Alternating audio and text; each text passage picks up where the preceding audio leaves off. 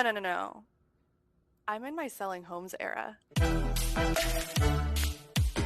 Hi everyone, welcome to Behind the Signs. I'm Charlene Lally. I'm the manager over at Chili Howard Hanna, and today I have Craig Foreman, aka Mr. Moe Money. Hello. So Craig, Yes. take me back to the moment in real estate when you realized that this just wasn't a job to you, but more of your thing, more of your lifestyle. I think that it occurred when I had an opportunity to get a listing on Canandaigua Lake. I knew she was going to sell it, and I thought, I really want to be the person to sell it.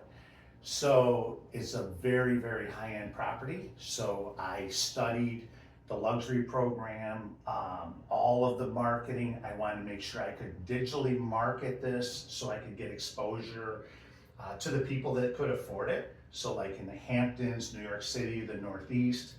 And I ended up getting the listing. First, I had to give her an elevator speech. So I knew I only had maybe about 5 seconds to do it. And I told her that I had researched and I wanted to make sure I had the very best tools to do it and how I was going to do it. And she gave me the listing. So then I had to perform. So I created my own network out there in New York too, not just what we have in the MLS in the Northeast, so I could broadcast it, and ended up selling it for $6 million. Yeah, so that was Moe Money right there. That was Moe Money, hence the chain. So I'm wearing one because you inspired me. You gifted this to me. Char gave me Moe Money. And yeah, look at that. It even spins. So that's what led to your name, Mr. Moe Money, huh? Thank you. Well, yes, and that, that was what motivated me too, Okay. and I knew I made the turn. This is something I really wanted to do. She was really happy, and that's the best, when somebody hugs you and said, "Oh, you did a great job," we have a special bond, even more special now. So yeah, that's great. Awesome. Mm-hmm. Now you said something about you gave a 5-minute elevator speech. I'm curious. I'm her. I'm selling a $10 million lake listing. You have, Right. I mean, you said 5 seconds, right? I'll give you 30 seconds. 30 seconds. It's like when you jump on the elevator, we jump on together on the first floor. By the third floor, it's either a done deal or not. Okay. Sold or not. So Well, yes. Ding, ding, ding, doors opening. I'm stepping in. You're in there. All right, 30 seconds. What's your elevator speech? Done a lot of research on that, and I've researched lakefront property too, the topography and all of that. So I've got an evaluation for your home, and I've created this network that I can get you more exposure. So not just in the Rochester area, but the whole Northeast to the people that can afford it. So this is what I really love to do, and I'm passionate about it.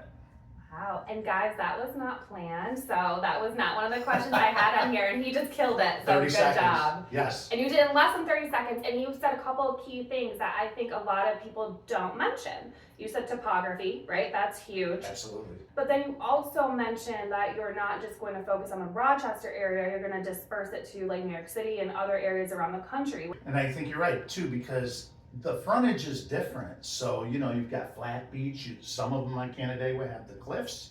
So with a cliff, you build like stairs going down, and you might have a 20-foot platform, right? So that's not as desirable as something that is perfectly flat. And again, when you're dealing with a high end, you have to get it out to the people that can afford it, that really, can throw down the money and say, yeah, this is what we're gonna do. And I think times have changed. People are working remotely. So again, too, you can go work in this beautiful house overlooking a lake and go for a boat ride for lunch or something, so. Yeah. So 2 things just popped in my head with that. Number one, you seem like an expert on knowing the different lakes. I grew up here.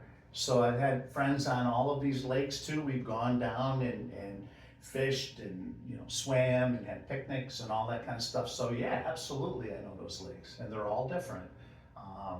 And even different parts of the lakes too are different. And how do you find a $6.75 million buyer? I found them from the open houses too, that these folks have come in and they haven't had representation too. So one of the things I do, I give them their space, ask them if they would like to tour with me or go on their own. Are you working with anybody? First question, and that's fine, and just please sign in on the sign-in sheet. And then after that, I walk up every now and again, when they get to another level or go outside, and maybe I give them a little description of what they're looking at, what I know about it and all that, ask them if they have any questions and all that. And by the time it's over, I feel like we have a relationship anyway. At least, we're friendly, we can talk and all of that too. So sort of unassuming, and potentially, I can work with them, I can help them. So that's part of my strategy when I'm working the open house. Sounds like you're coming from more of a place of like, what can I do for you? How can I help you? Exactly. Not so much like, I want your business, work with me right up front. Yeah, I don't feel like that's, getting off on the right foot at all. If you're a resource and you're friendly, I feel that, you have a chance to work with each other, and my skills will take over and I'll be able to get them, the property or more money or whatever the scenario is. Yeah, I mean, even just hearing you talk about the lake and how passionate you are and the terms that you use, if I were a buyer, that would be instantly attractive to me because I would feel confident that you know what you're talking about, especially if I'm not from the area. You have built, as we talked about, a reputation of being Mr. Moe Money. So tell me, what actually led to you getting that nickname? Was it just what we talked about earlier with that lake house, or was there anything else that, just had that idea pop in your head? Great question. First of all, Moe Money, like I'm Moe Money, but it's not me. It's getting Moe Money for my clients. For you, for them. Exactly, for you. So I feel too, like when you're in an open house situation, people will always come over to you and say, hey, what do you think I can get this for? And the walls have ears, so it's very easy. I have fun with that part of it. It cracks me up actually, because it's like, well, I'll tell you what.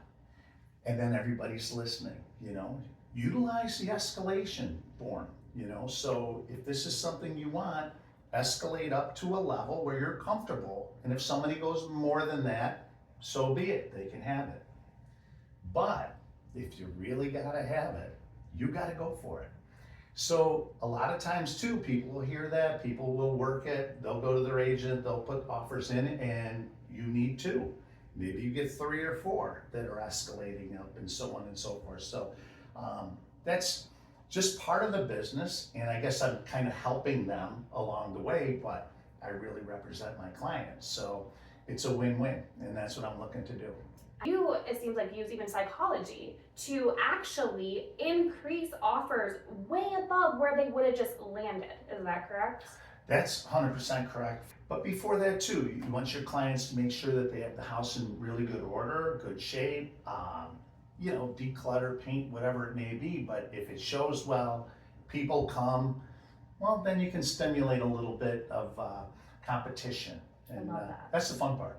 And it seems like you're a master doing that at open houses, because one thing you said that stuck out is you're like, people listen. So when someone asks you, what do I have to do? You're aware, okay, well, there might be other people listening, so let me leverage this opportunity and get my seller Moe Money, right? Moe Money. That's how he operates. So that's great. Exactly, thank you. Yeah, so speaking of that, I mean, that's going into psychology. My last question for you is it fair to say that psychology plays more of a role than price point when selling luxury homes? I think with any home, right? So it doesn't really matter so much where you list it, it's where you end up. You want to create, the traffic and a lot of interest and get people coming through. Right now it's a seller's market. There's not enough homes, there's not enough inventory. So luxury homes too, they take longer to sell. Those aren't homes that go on the market and have delayed negotiations in a week. It's a higher price point, lower pool of buyers there too. So I guess when it comes down to the negotiations with them, the strategy and the psychology is you want to do the best you can for your seller too. So don't cut it short, make sure that they come up, to the price as much as you possibly can. And when you are negotiating too, you know, I always tell them honestly, please don't come half stepping in here too, you know. If it's too low, she might not come back. That's the psychology that I use. There's no second chances in this market, really, Mhm. right? Usually Right. there's not when Right, you're putting in multiple offers on the house. So right, right. yeah. A luxury though, that it's gonna take a while and you gotta eventually agree on a price. And I'll try to get more, but it's ultimately, you know, the seller's decision to make, so I'm just facilitating. Yeah. Well, and another thing I've noticed about you too is you're not scared to invest your own money into these listings. So, for example, that $6.75 million listing, you showed me some of the media that you did. Right. You really embraced the property and you did your research. You brought history into that video by tailoring the music to fit that era. Right. So I Right. thought that was really smart. Thank you, thank you. No, that was fun. That's the fun part about it, really.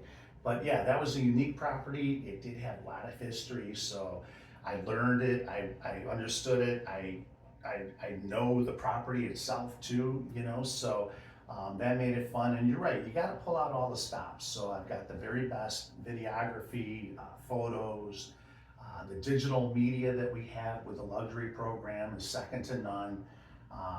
Yeah, and then after that, it's marketing it. So you want to show it in the best light and then get it out to the most people that can afford to buy it.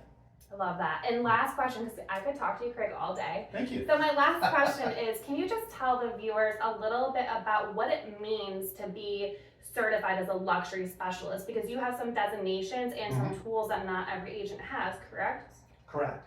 Right, right. It's just a little bit more tools, digital marketing.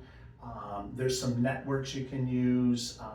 You know, there's a lot of things too, like the Wall Street Journal and certain publications and all of that too. But you know, you kind of gotta really kind of find that niche, that property, and see what avenue, you know, is best to expose it in the right light. So yeah, and that's fun. I like doing that.